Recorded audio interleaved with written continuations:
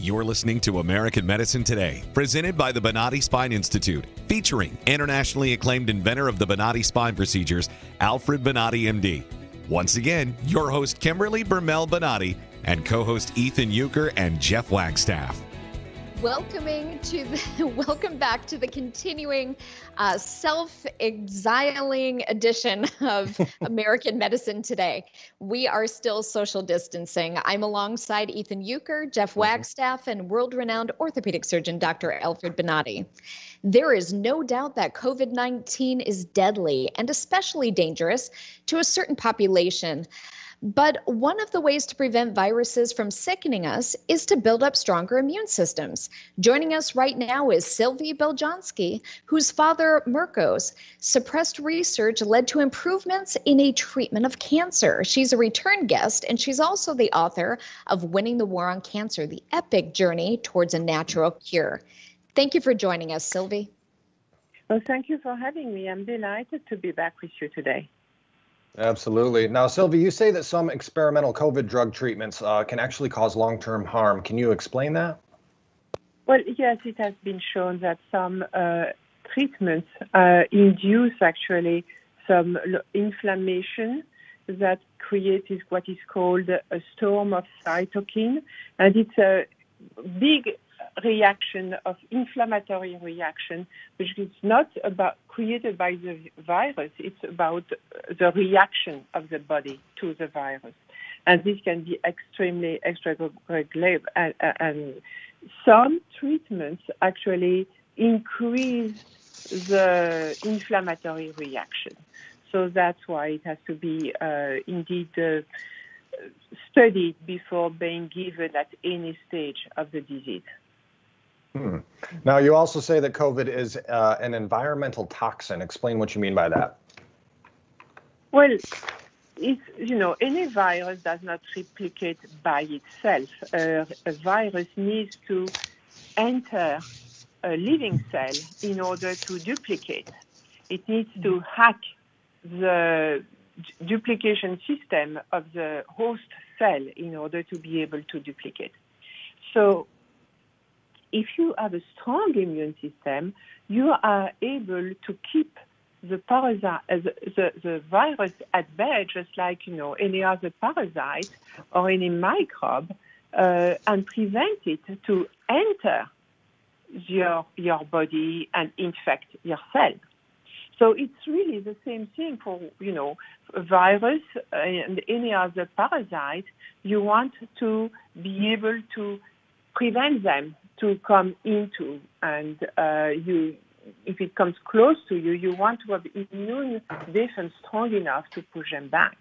Sylvia, bonjour. Dr. Bonati and I were talking prior to the show starting today that one of the negative effects of self-isolation is people are removed from society, they're removed from interacting with other people. And Dr. Bonati pointed out that may actually decrease the efficiency of your immune system. Could you address that? Absolutely. I mean, our mood is really important to our immune system, and isolation, depression, and anxiety are definitely detrimental.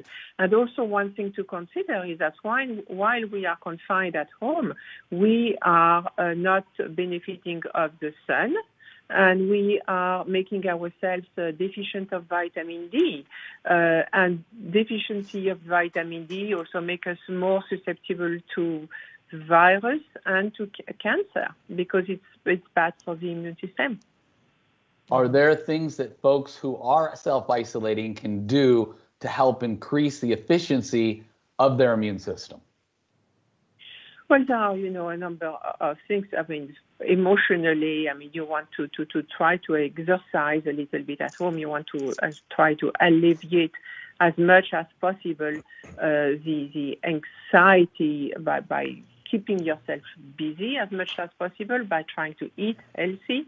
It's a good time as we are, eating home to try to choose healthy things to eat rather than, when we have to eat when we are eating outside or having business lunch and things like that.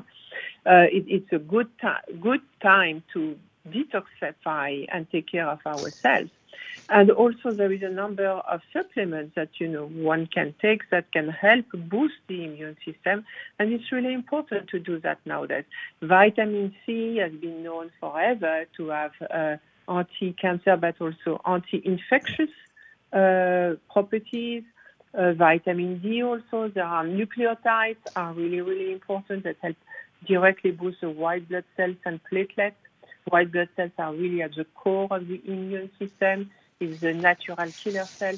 So that's very important to keep us healthy, and we really need that nowadays, especially when we are alone and having to fight by ourselves. And some people are facing very, very difficult situations. They need to be strong, and we cannot be strong if we have not a good immune system with the proper vitamins and the proper superfoods. Now, Sylvie, let's switch the focus from COVID-19 to your book and your father and his research. Tell us a little bit about the war on cancer and your father. Oh, thank you. My father was a scientist at the Pasteur Institute. He was one of the first researchers to look at the environment as a cause and also as a solution to cancer. And he came up with a number of substances that are able to recognize the cancer cells at the level of the DNA and prevent the duplication of cancer cells. So it's a completely different approach because we are not now speaking of ovarian cancer or pancreatic cancer or, breast cancer. We are speaking of, compounds that are able to recognize cancer cells and prevent the cancer cells to replicate wherever they are located. So it's not gender or organ specific. It really works at the level of the DNA, and we have one DNA from head to toe. So the Beljanski Foundation for the past 20 years has been able to carry on with this legacy and do research with a number of academic institutions on different kinds of cancer, on different stages of cancer, from precancerous cells to cancerous cells to advanced cancer cells to cancer cells which are metastatic and do not respond anymore, to chemotherapy or monotherapy. And every time my father's approach and the plant extracts that he had discovered were able to inhibit the growth of those cancer cells. So that's what we do at the foundation, with the Beljanski Foundation, and it's extremely exciting. It has not been easy to start all over here in the States, especially that, this kind of research was almost destroyed by the French government in 1996. They sent a SWAT team to destroy my father's laboratory. It was the only independent laboratory doing cancer research in France at the time. And they were so upset that some natural compound could do better than official medicine that they could not stand it. They had to destroy it. My father became famous when his products were used by former President François Mitterrand when he was diagnosed with advanced prostate cancer. And that's where, my father's work came really to light, to fame, and they just could not stand it. As soon as Mitterrand finally passed away, they had to destroy everything. So I'm very grateful for having, had this second chance here in the USA and being able to carry on with this research and working with those American institutions like Columbia University or Kansas University Medical Center has been really a blessing. Now, Sylvie, how far do you think science is from curing cancer? Obviously, that's one of the biggest goals of medicine in general. Well, I think, the research is there. And everything that the foundation, for example, has been able to achieve with those universities has been published, is available. So the research is there. The problem is that, there is so much money involved, either in cancer research or now the rush, for finding a vaccine with coronavirus, that nobody is going to look at a natural approach. Doesn't mean that it's not there. That doesn't mean it's not documented. Doesn't mean that it could not be good for us. But nobody is looking at that. Wow.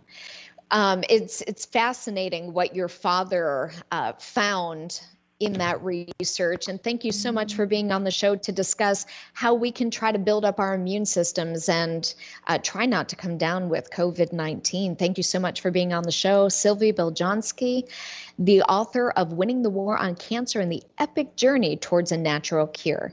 Thank you. Thank you very much for having me. Thank you. Bye-bye. Make sure you stay tuned. Coming up after the break, what's new?